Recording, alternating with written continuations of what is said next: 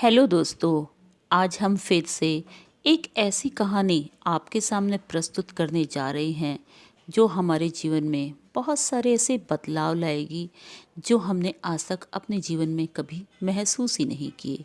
दोस्तों, आज हमारे इस YouTube चैनल में हम एक ऐसी कहानी का जिक्र करने जा रहे हैं जिससे कि एक जीव किस प्रकार एक मानव जीवन में सहायक होता है और उसके जीवन में किस तरह के बदलाव लाता है।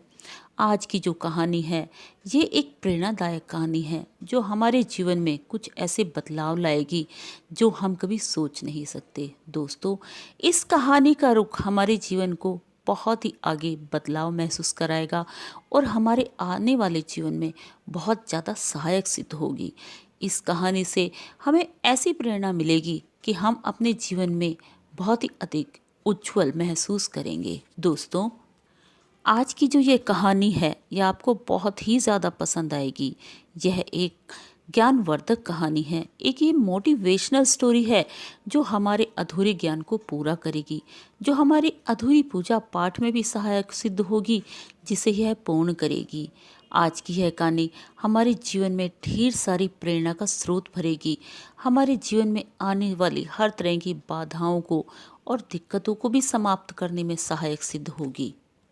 दोस्तों, आज जो हम यह कहानी प्रस्तुत करने जा रहे हैं, इस कहानी से हमें एक ऐसी सीख मिलेगी जो हमारे जीवन में बहुत ही उल्लास भरेगी।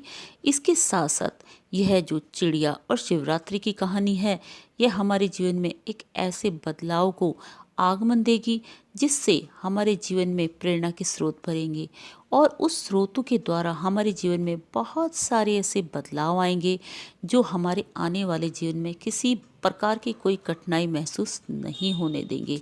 दोस्तों, यह जो कहानी है यह उस हर भक्त को सुननी चाहिए जो भगवान शिव का पुजारी है, जो भगवान शिव की पूजा अर्चना करता है, जो सोमवार के व्रत करता है या 16 सोमवार के व्रत करता है या महाशिवरात्रि का व्रत करता है। महाशिवरात्रि का व्रत जो करते हैं या सोमवार के जो व्रत करते हैं, उन लोगों को इस कहानी को पूरा ज़रूर सुनना चाहिए। यह एक रामबाण उपाय है, क्योंकि जो व्यक्ति इस कहानी को नहीं सुनता शिवरात्रि के व्रत में या महाशिवरात्रि के व्रत में या भगवान शिव के किसी भी व्रत में, तो वह व्रत पूर्ण नहीं माना जाता। दोस्तों, आज की यह जो कहानी है, इस कहानी को पूरा सुनिए।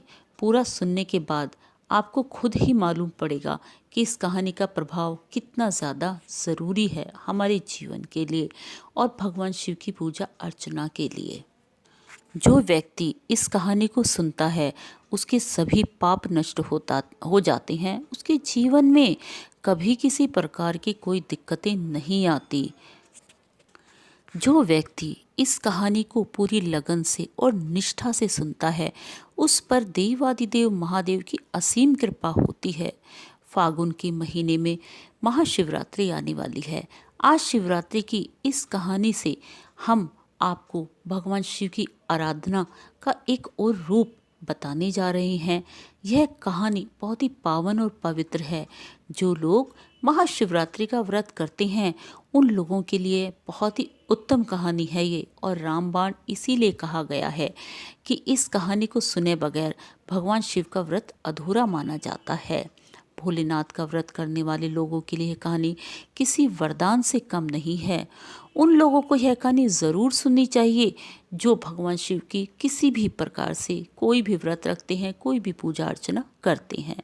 उन पर देवादिदेव महादेव की असीम कृपा हमेशा बनी रहती है और साथ में मनुष्य को अच्छे कर्म करने की प्रेरणा भी देती है। यह कहानी मनुष्य को अपने जीवन में सत्य के मार्ग पर चलने की प्रेरणा भी देती है।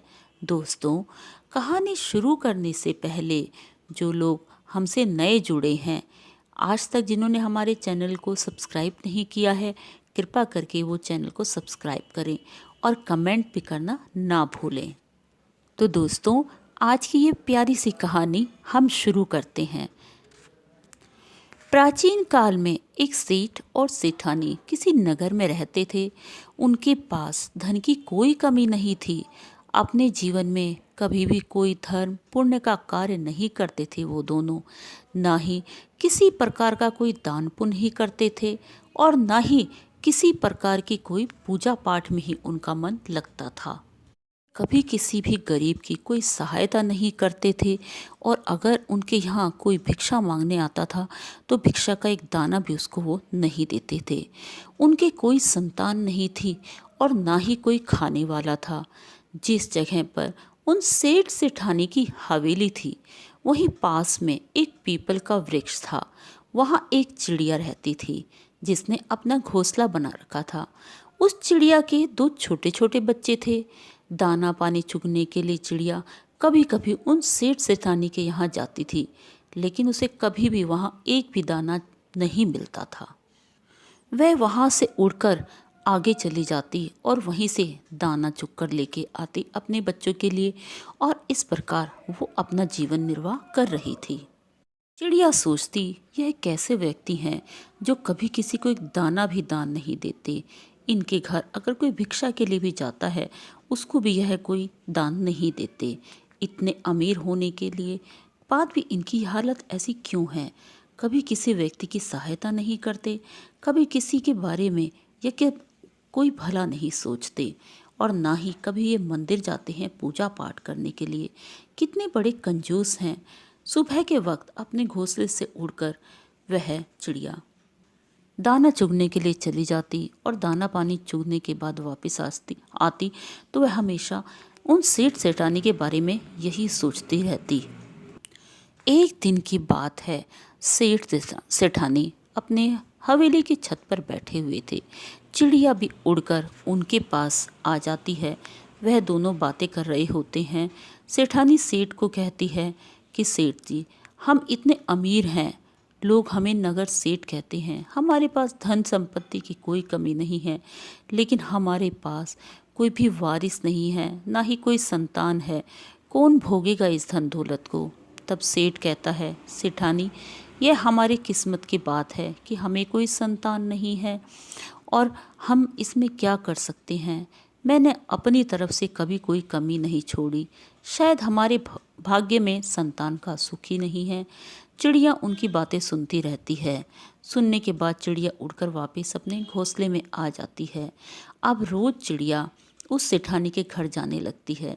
चिड़िया को देखकर सेठानी भी प्रसन्न होती है और उसको बहुत ही पसंद करने लग जाती है। सेठ जब घर पर नहीं होता तो सेठानी चुपके से उस चिड़िया को कुछ दाने डाल देती है। चिड़िया सेठानी के खिलाए हुए दाने चुगने के बाद वह वापस आती है और उन दानों का ऋण सोचती है कि मुझे इनके लिए क्या करना चाहिए। सेठानी तो बड़ी भली मानुस है, उसके लिए मुझे कुछ करना होगा ताकि यह भी अपने जीवन में जो कष्ट झेल रहे हैं उन कष्टों से इनका निवारण हो। चिड़िया सोचती है कि एक औरत माँ बनने के बाद ही संपूर्ण होती है। जब तक एक औरत माँ नहीं बनती वह अधूरी होती है। एक औरत ही तो औरत का दुख समझ सकती है। चिड़िया बहुत सोचती है और सोचने के बाद वह वापस अपने घोंसले में चली जाती है। वहाँ पर वो अपने पति चिड़िया को कहती है, पिया जी, मैं कुछ समय के लिए बाहर जा रही हूँ, कुछ समय के बाद लौटूंगी, तब तक आप बच्चों का ध्यान रखना, इनको समय से दाना पानी खिला देना। चिड़िया यह सोचकर भगवान शिव जहाँ कैलाश पर विराजमान है वहाँ के लिए उड़ने के लिए तैयार हो जाती है और उड़ते हुए चली जाती है। भूखी प्यासी चिड़िया उड़ते उड़ते किसी भी प्रकार से कैलाश पर्वत पहुँचती है और कैलाश पर्वत पर वह इतनी निढाल हो जाती है क्योंकि बहुत दिनों से उसने कुछ खाया पिया नहीं होता। वह निढाल होकर माँ पार्वती जी के चरणों में गिर जाती है। माँ पार्वती जी सोचती हैं यह चिड़िया कौन है और कहाँ से आई है और यह ऐसे निढाल और बेहोश होकर यहाँ क्यों गिर गई है। माँ पार्वती जी चिड़िया को अपने हाथों में उठाती हैं और उसको बेहोश जो हो चुकी होती है अपने स्पर्श से माँ पार्वती जी उसको होश में लाती हैं और पूछती हैं, हे चिड़िया, तुम कौन हो और कहाँ से आई हो, इतनी लंबी यात्रा करके, और किस पर्पस से आई हो? तुम्हारा उद्देश्य क्या है? तब माता पार्वती उस चिड़िया से उसका उद्देश्य पूछती हैं, लेकिन कहती हैं पहले तुम कुछ दाना चुग लो, उसके बाद हम बात करेंगे। माता पार्वती जी को चिड़िया कहती है कि हे माता, मैं जिस पेड़ पर घोंसला बना के रहती हूँ, उस नगर में एक सेठ सेठानी भी रहते हैं। उनके कोई संतान नहीं है। कृपा करके उनको एक पुत्र आप वरदान में दे दीजिए। माता पार्वती जी कहती हैं अभी भोलेनाथ जी समाधि में हैं, जैसे ही वे समाधि से उठेंगे हम उनसे बात करेंगे। इसलिए हे पुत्री, तुम किसी बात की कोई चिंता मत करो। थोड़ी देर में महादेव जी उठे। महादेव जी से माता पार्वती जी बात करने लगी। हे देवादिदेव महादेव, यह चिड़िया फला नगर से आई है और उस नगर में एक सेठ सेठानी रहते हैं, उनके कोई पुत्र नहीं है। महादेव, यह चिड़िया इतना कष्ट और इतना परिश्रम करके यहाँ पहुँची है, यह उनके लिए एक पुत्र का वरदान मांग रही है, कृपा करके दे दीजिए। भगवान महादेव कहते हैं पार्वती, तुम क्यों जिद करती हो? पार्वती जिद करने लगती है, नहीं महादेव, मैंने उस चिड़िया को बोला है आपको उनको संतान की प्राप्ति तो करवानी ही होगी। तब महादेव जी ध्यान लगाते हैं और लगाने के बाद वह देखते हैं कि वह सेठ सेठानी ना ही किसी प्रकार की कोई पूजा पाठ करते हैं, ना ही किसी प्रकार का कोई दान देते हैं, न ही वह पक्षियों को किसी प्रकार का कोई दाना देते हैं। उनके घर अगर कोई भिक्षा मांगने के लिए आता है तो वह भिक्षा का एक दाना भी नहीं देते, ना ही किसी वेद या किसी प्रकार का कोई व्रत पूजन करते हैं, ना ही किसी देवता की पूजन करते हैं। ऐसे व्यक्ति को किस प्रकार से मैं पुत्र रत्न दे सकता हूँ? हे पार्वती, मैं ऐसा नहीं कर सकता। तब माता पार्वती जी भगवान भोलेनाथ से जिद कर बैठती हैं। तो भगवान भोलेनाथ कहते हैं ठीक है पार्वती, मैं तुम्हारे कहने पर संतान प्राप्ति तो उन्हें दे दूंगा, लेकिन वह संतान अल्प आयु होगी, जिसकी आयु ज़्यादा लंबी नहीं होगी।